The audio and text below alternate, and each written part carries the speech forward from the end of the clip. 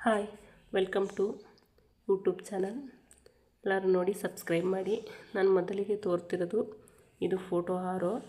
ಇದು ನನಗೆ ಒಂದು 10 ಆರ್ಡ್ರ್ ಇದೆ. ಯಾಕೆಂದರೆ ಈಗ ವರಮಹಾಲಕ್ಷ್ಮಿ ಸೀಸನ್ ಇರೋದ್ರಿಂದ ಕೆಲವರು ಫೋಟೋಗೆ ಕೇಳಿದ್ದಾರೆ ಮತ್ತು ಕೆಲವರು ಲಕ್ಷ್ಮಿಗೆ ಕೇಳಿದ್ದಾರೆ. ಲಕ್ಷ್ಮಿಗೆ ಅಂದರೆ ನಾವು ಇನ್ನೂ ಬೇರೆ ಬೇರೆ ಥರ ಮಾಡ್ತಿದ್ದೀವಿ. ಮೋಸ್ಟ್ಲಿ ಇದು ಫೋಟೋಗೆ ಇರಬೇಕು, ಈ ಥರ ಕೇಳಿದ್ದಾರೆ. ಈಗ ಇದನ್ನು ಮಾಡ್ತಿದ್ದೀವಿ.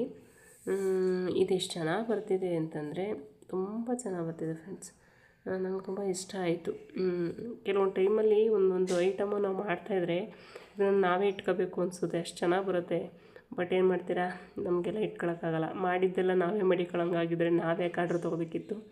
ನೆಕ್ಸ್ಟು ಇದು ನಾನು ಬಂದು ಮಾಡ್ತಿರೋದು ಸೈಡ್ ಹಾರ, ಅಂದರೆ ಬಾಗಿಲಲ್ಲಿ ಸೈಡಲ್ಲಿ ಹಾಕುವಂಥ ಹಾರ. ಇದು ಸೈಡಲ್ಲಿ ಮಾಡಿಸ್ಕೊಂಡಿದ್ದಾರೆ. ಇದನ್ನ ನಾನು 6 ಅಡಿ ಮತ್ತು 5 ಅಡಿ ಮತ್ತು 4.25 ಅಡಿ ಇಷ್ಟು 3 ಅಡಿಗೂ ನಾನು ಮಾಡ್ತೀನಿ. ಯಾರು ಈಗ ಸಾಮಾನ್ಯವಾಗಿ ಎಲ್ಲರ ಬಾಗಿಲು ಇರೋದೇ 7 ಅಡಿ. ಕೆಲವರು ಬೇಡ ನಮಗೆ 7 ಅಡಿ 6 ಅಡಿ ಮಾಡಿಕೊಡಿ ಅಂತಾರೆ. ಕೆಲವರು 5 ಅಡಿ ಮಾಡಿಸ್ಕೊತಾರೆ, ಕೆಲವರು 4 ಅಡಿ ಮಾಡಿಸ್ಕೊತಾರೆ.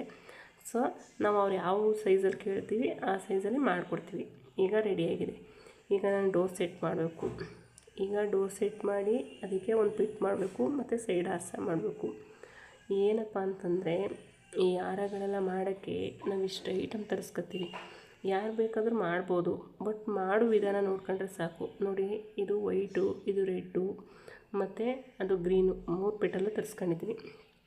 ನೆಕ್ಸ್ಟು ಇದು ಪೆಟಲ್ ಬಂದು ಈ ಥರ ಇರುತ್ತೆ. ಇದನ್ನ ನಾವು ಹೋಲ್ಸೇಲ್ ಅಂಗಡಿಯಿಂದ ತಂದಿರೋದು. ಇದು ತುಂಬ ಒಂದು 10, 15, 20 ಪೆಟಲು ಜೊತೆಯಾಗಿರುತ್ತೆ. ಅದನ್ನ ಕೀಳಬೇಕು. ಫಸ್ಟು ಅದನ್ನೆಲ್ಲ ಕಿತ್ತು ನಾನು ತೋರಿದ್ನೆಲ್ಲ ಬಿಡಿ ಬಿಡಿಯಾಗಿ ಆ ಥರ ಬಿಡಿ ಬಿಡಿಯಾಗಿ ಇಟ್ಕೊಂಡು ನಾವು ಕೀಳಬೇಕು. ಜೊತೆಗೆ ನಾನು ಈ ರಿಂಗ್ಸು, ಇದು ರಿಂಗ್ ಏನಕ್ಕಪ್ಪ ಅಂದರೆ ನೀವು ಸೈಡಲ್ಲೆಲ್ಲ ಈಗ ಕೆಲವರು ದಾರ ಕಟ್ಟಿದ್ದಾರೆ ಬಾಗಿಲುಗಳಿಗೆ. ಈ ಹಾರ ಅದು ಬಾಗಿಲಿಗೆ ದಾರ ಕಟ್ಟಿದಾಗೆಲ್ಲ ನಿಮಗೆ ಬಿಚ್ಚಿ ಹಾಕಿ ಮಾಡೋಕ್ಕಾಗಲ್ಲ. ಸೊ ಅದಕ್ಕೆ ನಾವು ಈಗ ರಿಂಗ್ ಯೂಸ್ ಮಾಡ್ತೀವಿ. ನಿಮ್ಗೆ ಈಸಿಯಾಗಿ ಮಳೆಗೆ ನೀರು ಹಾಕ್ಬೋದು, ತೆಗಿಬೋದು. ಅದಕ್ಕೋಸ್ಕರ ಕ್ವಾಲಿಟಿ ವೈಸ್ ರಿಂಗೇ ಬಳಸ್ತಾಯಿದ್ದೀವಿ. ಮಾಮೂಲಿ ಸಣ್ಣ ಚೆನ್ನಾಗಿಲ್ದಿರೋದೆಲ್ಲ ಬಳಸಿದ್ರೆ ನಿಮಗೆ ಅದು ಮುರಿದೋಗ್ಬೋದು, ಕಟ್ಟಾಗ್ಬೋದು. ನಾವು ಹಾರ ಮಾಡಿಕೊಡೋದು ದೊಡ್ಡದಲ್ಲ, ನಿಮ್ಮ ಹಾರ ಎಷ್ಟು ದಿನ ಬಳಸ್ತೀರಿ ಅನ್ನೋದೇ ದೊಡ್ಡದು. ಸೊ ಅದಕ್ಕೆ ನಾನು ಯಾವಾಗಲೂ ಕ್ವಾಲಿಟಿಯಾಗಿರುತ್ತೆ, ಚೆನ್ನಾಗಿರೋದೇ ತಂದಿದ್ದೀನಿ ಈ ಹಾರನ. ನೆಕ್ಸ್ಟು ಇದು ನಾನು ಗಂಟೆ. ಕೆಲವರು ತೋರಣನ ಗಂಟೆ ಹಾಕಿ ಅಂತ ಕೇಳ್ತಾರೆ. ಅದಕ್ಕೆ ನಾನು ಅದನ್ನು ಸ್ವಲ್ಪ ತಂದು ಇಟ್ಕೊಂಡಿದ್ದೀನಿ. ಮತ್ತು ಇದು ಈ ಥರ ಕುಚ್ಚು ಕೇಳ್ತಾರೆ. ಕೆಲವರು ಈ ಥರ ಮುತ್ತಿನ ಮಣಿಲಿ ಕುಚ್ಚು ಕೇಳ್ತಾರೆ. ಗಂಟೆ ಬೇಡ ನಮಗೆ, ಈ ಥರ ಸೈಡಲ್ಲಿ ಕುಚ್ಚಿದ್ರೆ ನಮಗೆ ಚೆನ್ನಾಗಿ ಕಾಣಿಸುತ್ತೆ, ಈ ಥರ ಮಾಡಿಕೊಡಿ ಅಂತಾರೆ. ಅದಕ್ಕೆ ನಾನು ಮಣಿ ತಂದಿರ್ತೀನಿ. ಅದ್ಯಾವುದಪ್ಪ ಅಂದರೆ ಇದೇ ಮಣಿ. ಈ ಮಣಿ ಎಷ್ಟು ಚೆನ್ನಾಗಿದೆ ಅಂದರೆ ತುಂಬ ಚೆನ್ನಾಗಿದೆ. ನಾವೇ ಸರ ಮಾಡಿ ಹಾಕೋಬೋದು, ಅಷ್ಟು ಚೆನ್ನಾಗಿ ಕಾಣಿಸುತ್ತೆ. ಮತ್ತು ತುಂಬ ಕ್ವಾಲಿಟಿ ವೈಸ್ ಆಗಿದೆ, ತುಂಬ ಚೆನ್ನಾಗಿದೆ. ಆಮೇಲೆ ಇದು ನೋಡಿ ಎಷ್ಟು ಚೆನ್ನಾಗಿದೆ, ಒಳ್ಳೆ ಮುತ್ತಿನ ಮಣಿ ಥರ ಇದೆ. ಇದು ಒಂದು ಪ್ಯಾಕೆಟ್ ಬಂದು 380, ಅಂದರೆ 400 ರೂಪಾಯಿ ಇದೆ. ಬರೀ ಇದು ಬಂದಿರೋದು 500 ಗ್ರಾಮ್ ಅಷ್ಟೇ. ಮತ್ತು ಇದು ಬಂದು ನಾವು ಪೆಟಲ್ಲಿ ಮಧ್ಯದಲ್ಲಿ ಯೂಸ್ ಮಾಡುವಂಥ ಮಣಿ. ಇದು ಬಂದು 400 ರೂಪಾಯಿ. ಇದು ಏನಕ್ಕಪ್ಪ ಅಂದರೆ ಈ ಹಾರಗಳನ್ನು ಮಾಡುವಾಗ ಈ ಪೆಟಲು ನೀಟಾಗಿ ಕುತ್ಕೋಬೇಕು ಅಂತಂದರೆ ಅದ್ರ ಮಧ್ಯದಲ್ಲಿ ನಾವು ಆ ಮಣಿನ ಪೋಣಿಸಿದ್ರೆ ಮಾತ್ರ ಅದು ನೀಟಾಗಿ ಬರೋದು. ಇಲ್ಲ ಅಂದರೆ ಯಾವುದೇ ಕಾರಣಕ್ಕೂ ಹಾರ ನೀಟಾಗಿ ಕುತ್ಕೊಳ್ಳಲ್ಲ. ಹಾರ ನೀಟಾಗಿ ಬರಬೇಕು ಅಂದರೆ ಈ ಮಣಿ ಇರಲೇಬೇಕು. ಸೊ ಅದಕ್ಕೋಸ್ಕರನೇ ಆ ಮಣಿ ತರಿಸ್ಕೊಳ್ಳೋದು. ಈಗ ಈ ಮಣಿ ಪೆಟಲ್ ಮಧ್ಯಕ್ಕೆ, ಆ ಮಣಿ ತೋರಣ ಡೆಕೋರೇಷನ್ಗೆ. ಸೊ ಆಯಿತು. ಅದಾದಮೇಲೆ ಟೇಪು, ಮಾಮೂಲಿ ಕತ್ತರಿ, ಮಾಮೂಲಿ ಈಗ ಸೂಜಿ ಮತ್ತು ಇಲ್ಲಿ ಒಂದು ಸೂಜಿ ಇದೆ, ತೋರಿಸ್ತೀನಿ ತಡೀರಿ ನಿಮಗೆ. ಅದನ್ನು ಹೆಂಗೆ ಪೋಣಿಸೋದು ಅಂತ.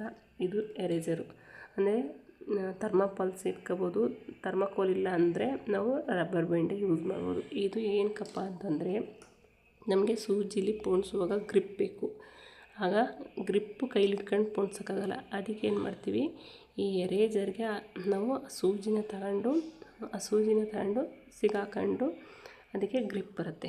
ಆಗ ಗ್ರಿಪ್ ಬಂದಾಗ ಅದನ್ನ ಒಂದು ಕಡೆ ಸೇಫ್ಟಿಗೆ ಇಟ್ಕೊಂಡು ಇಲ್ಲಿ ಪೆಟಲ್ ಇದೆಯಲ್ಲ ಆ ಪೆಟಲ್ನ ಹಾಕಿ ಚುಚ್ಚಿ ಅದನ್ನು ಒಂದೊಂದೇ ಪೋಣಿಸ್ತಾ ಹೋಗಬೇಕು. ಮತ್ತು 5 ಪೆಟಲ್ಗೆ ಮಧ್ಯದಲ್ಲಿ ಒಂದು ಮಣಿ ಪೋಣಿಸ್ಕೊಳ್ಳೋದು. ಹಾಗೆ ಒಂದು ಸೂಜಿ ತುಂಬ 5 ಪೆಟಲು ಒಂದು ಮಣಿ, 5 ಪೆಟಲು ಒಂದು ಮಣಿ ಈ ಥರ ಪೋಣಿಸ್ಕೊತಾ ಸೂಜಿ ಫುಲ್ಲು ಕವರ್ ಆದಾಗ ನಾವು ಅದನ್ನ ಫುಲ್ ಕೈಯಿಂದ ಎಳೆಯೋಕ್ಕಾಗಲ್ಲ, ತುಂಬ ಟೈಟ್ ಇರುತ್ತೆ. ಆವಾಗ ನಾವು ಕಟಿಂಗ್ ಪ್ಲೇರಿಂದ ಅದನ್ನ ಎಳ್ಕೊತೀವಿ. ಎಳ್ಕೊಂಡಾಗ ಅದು ಈಸಿಯಾಗಿ ಹಾರ ಕವರ್ ಆಗುತ್ತೆ. ಅದಾದಮೇಲೆ ಇದು ಒಂದು ಪ್ಯಾಕೆಟು. ಈ ಪ್ಯಾಕೆಟು ನಾವು ಹೊರಗಡೆ ಲೋಕಲಲ್ಲಿ ತಗೊಂಡ್ರೆ ಇದು 950 ರೂಪಾಯಿ ಇದೆ. ಸೊ ನಾವು ಲೋಕಲಲ್ಲಿ ತಗೊಳಕ್ಕೋಗಲ್ಲ. ಲೋಕಲಲ್ಲಿ ತಗೊಂಡ್ರಂತೂ ತುಂಬ ಕಾಸ್ಟ್ಲಿ ಇದೆ ಇದು. ಅದನ್ನು ತಂದು ನಾವು ಹಾರ ಮಾಡಿ ಈಗ ನಾನು ಕೊಡ್ತಾ ಇರೋ ರೇಟ್ಗಂತೂ ಕೊಡೋಕ್ಕಾಗಲ್ಲ ಇದು. ಸೊ ನಾನು ಅದಕ್ಕೆ ಹೋಲ್ಸೇಲ್ ಡೀಲರ್ ಹತ್ರನೇ ಹೋಗ್ತೀವಿ. ಹೋಲ್ಸೇಲ್ ಹೋಗಿ ಅಲ್ಲೇ ತಗೊಬರ್ತೀವಿ. ಹೋಲ್ಸೇಲಿದ್ದು ಬರೀ 600 ರೂಪಾಯಿ ಫ್ರೆಂಡ್ ಇದು. ಈ ಥರದ ನಾವು 3 ಪ್ಯಾಕೆಟ್ ತಂದಿದ್ದೀನಿ. ಒಂದು ರೆಡ್ಡು ಮತ್ತು ಇನ್ನೊಂದು ಗ್ರೀನು. ಇದು ಏನಕ್ಕಪ್ಪ ಅಂದರೆ ನನಗೆ ಹಾರ ಬರೋದೆ ಇದು ಗ್ರೀನ್ ಕಲರು. ಇದು ಹಾರ ಬರೋದೆ ನನಗೆ ರೆಡ್ಡು, ಕ್ರೀಮು, ಗ್ರೀನ್ ಕಲರಲ್ಲಿ. ಅಂದರೆ ಆ ಕಾಂಬಿನೇಷನ್ ನಾನು ಕೊಡ್ತಾ ಇರೋದ್ರಿಂದ ತುಂಬ ಚೆನ್ನಾಗೈತೆ ಅಂತ ಎಲ್ಲ ಇಷ್ಟಪಡ್ತಾರೆ. ಅದಕ್ಕೋಸ್ಕರ ನಾನು ಯಾವಾಗಲೂ ಗ್ರೀನಲ್ಲೇ ಮತ್ತೆ ಮಾಡ್ತೀನಿ. ಇದು ಮತ್ತು ಒಂದು ದೊಡ್ಡ ರೋಲು ಹಾರ. ಇದು ಇವತ್ತು ಮಿನಿಮಮ್ಮು ಈಗ ನಾನು ನಾಳೆ ಒಂದು 8 ಹಾರ ಮಾಡಿದ್ದೀನಿ. ಮಿನಿಮಮ್ ಇನ್ನೂ ಒಂದು 10 ಹಾರ ಮಾಡುವಷ್ಟು ಥ್ರೆಡ್ ಇದೆ. ಇದು 70 ರೂಪೀಸು, ಅಂದರೆ 70 ರೂಪಾಯಿ ಕೊಟ್ಟು ಇದೊಂದು ರೋಲ್ ತಂದರೆ ಮಿನಿಮಮ್ 15ರಿಂದ 16 ಹಾರ ಮಾಡ್ಬೋದು. ಈ ಹಾರ ಬೇಕು ನೆಕ್ಸ್ಟು ನಮಗೆ. ಇನ್ನು ಸೂಜಿ ಆಯಿತು, ದಾರ ಆಯಿತು, ಥ್ರೆಡ್ ಇದಾಯಿತು, ಮಣಿ ಆಯಿತು, ಐಟಮ್ ಆಯಿತು, ರಿಂಗ್ ಆಯಿತು, ಇವೆಲ್ಲ ನಾವು ಒಂದು ಸರಿ ಬಂಡವಾಳ ಹಾಕಿ ಇಷ್ಟ ನಾವು ತಗೊಂಡ್ರೆ ನೀನು ಪದೇ ಇವಕ್ಕೆಲ್ಲ ಬಂಡವಾಳ ಹಾಕಬೇಕಾಗಿಲ್ಲ. ಏಕೆಂದರೆ ಇವೆಲ್ಲ ಒಂದು ಸರಿ ಬಂಡವಾಳ ಹಾಕ್ಬಿಟ್ರೆ ಮಿನಿಮಮ್ಮು ಒಂದು 50ರಿಂದ 60 ಹಾರ ಮಾಡುವಷ್ಟು ಮಾತ್ರ. ಈ ಮಣಿ ಇದೆಯಲ್ಲ ಇದಕ್ಕೆ ಮಾತ್ರ ಅವಾಗವಾಗ ಬಂಡವಾಳ ಹಾಕಬೇಕು. ಏಕೆಂದರೆ ಈ ಮಣಿ ಪ್ಯಾಕೆಟ್ ಬರೋದೆ ಮಿನಿಮಮ್ ಇವತ್ತೆಲ್ಲ ಒಂದು 20 ಹಾರ ಮಾಡುವಷ್ಟೇ ಮಣಿ ಬರೋದು. ಇದು 20 ಹಾರಕ್ಕೆ ಇದು ಕ್ಲೋಸ್ ಆಗುತ್ತೆ. ಮತ್ತು ಪೆಟಲ್ ಕ್ಲೋಸ್ ಆಗುತ್ತೆ. ಪೆಟಲ್ ಯಾಕಪ್ಪ ಅಂದರೆ ಕೆಲವರು ಬೇರೆ ಬೇರೆ ಕಲರ್ಸ್ ಕೇಳ್ತಾರೆ, ಕೆಲವರು ಇದೇ ಕಲರ್ಸಲ್ಲಿ ಮಾಡಿ ಅಂತಾರೆ. ಆವಾಗ ಖಾಲಿ ಆಗುತ್ತೆ. ಪೆಟಲ್ಸು ಮತ್ತು ಆ ಮಣಿಗೆ ಮಾತ್ರ ನಾವು ಇನ್ವೆಸ್ಟ್ ಮಾಡಬೇಕು. ಇನ್ನು ಬಾಕಿದೆಲ್ಲ ಹಂಗೆ ಇರುತ್ತೆ. ಇನ್ನು ಯಾವುದಕ್ಕೂ ಇನ್ವೆಸ್ಟ್ ಮಾಡೋಂಗಿಲ್ಲ. ಮತ್ತು ಯಾರು ಬೇಕಾದರೂ ಇದನ್ನು ನಾನು ಮಾಡ್ಬೋದು ಅಂತ ಹೇಳ್ತೀನಿ. ಹೆಣ್ಮಕ್ಳು ಎಷ್ಟೋ ಜನ ಮನೇಲಿ ಕೆಲಸ ಇಲ್ಲದೇ ಖಾಲಿ ಕೂತಿರ್ತಾರೆ. ಇವತ್ತು ಎಲ್ಲರೂ ದುಡಿದ್ರೂ ದುಡ್ಡಿನ ಸಮಸ್ಯೆ, ಮನೆ ಸಮಸ್ಯೆ ಬಗೆಯಿರಲ್ಲ. ಅಂಥದ್ರಲ್ಲಿ ಒಬ್ಬರು ದುಡಿದು ಎಲ್ಲ ತಿನ್ನೋಕ್ಕಾಗಲ್ಲ. ಸೊ ಮನೇಲಿ ಕೂತ್ಕೊಂಡು ಹೆಣ್ಮಕ್ಳು ನಾನು ಆಚೆ ಹೋಗಿ ದುಡಿಯೋಕ್ಕಾಗಲ್ಲ, ನನಗೆ ಹೋಗಲ್ಲ, ನಾನು ಕಳಿಸಲ್ಲ ಅನ್ನೋರು ಯಾರು ಬೇಕಾದರೂ ಕೂತ್ಕೊಂಡು ಈಸಿಯಾಗಿ ಫ್ಲವರ್ ಹಾಕ್ಬೋದು. ನಿಮಗೇನು ಇದನ್ನು ಮಾಡೋಕ್ಕೆ ಇಷ್ಟ ಅಂದರೆ ಬೇಕಾದರೆ ನನಗೆ ಇನ್ನೂ ಹೆಂಗೆ ಮಾಡ್ಬೋದು ಅಂತ ನೀವು ಐಡಿಯಾ ಕೇಳಿದ್ರೆ ನಾನು ಹೇಳ್ಕೊಡ್ತೀನಿ. ಅದಕ್ಕೇನು ಬೇಜಾರಿಲ್ಲ. ಗೊತ್ತಿರೋರಾದರೆ ಫೋನ್ ಮಾಡಿ, ಗೊತ್ತಿಲ್ಲ ಅನ್ನೋರಾದರೆ ನೀವು ಮೆಸೇಜ್ ಮಾಡಿದ್ರೆ ಯಾವ ಥರ ಮಾಡ್ಬೋದು ಅಂತ ನಾನು ಒಂದು ಸರಿ ಫುಲ್ ವೀಡಿಯೋ ಮಾಡಿ ತೋರಿಸ್ಕೊಡ್ತೀನಿ. ಈಗ ಇಷ್ಟು ಐಟಮ್ ಬಗ್ಗೆ ನಾನು ಇದ್ರ ಎಕ್ಸ್ಪ್ಲೇನ್ ಮಾಡಿದ್ದೀನಿ. ನಿಮಗೆ ನಾನು ಮಾಡೋದ್ರ ಬಗ್ಗೆನೂ ನಾನು ಹೇಳ್ಕೊಡ್ತೀನಿ. ನೀವು ಸಾಧ್ಯವಾದಷ್ಟು ಹೆಣ್ಮಕ್ಳು ಮನೇಲಿ ಕೂತ್ಕೊಂಡು ವರ್ಕ್ ಮಾಡೋಕ್ಕೆ ಟ್ರೈ ಮಾಡಿ. ಯಾಕೆಂದರೆ ಎಲ್ಲರೂ ಗಂಡಸರು ದುಡಿಯೋದ್ರಲ್ಲೇ ನಾವು ಎಲ್ಲನೂ ಮಾಡೋಕ್ಕಾಗಲ್ಲ.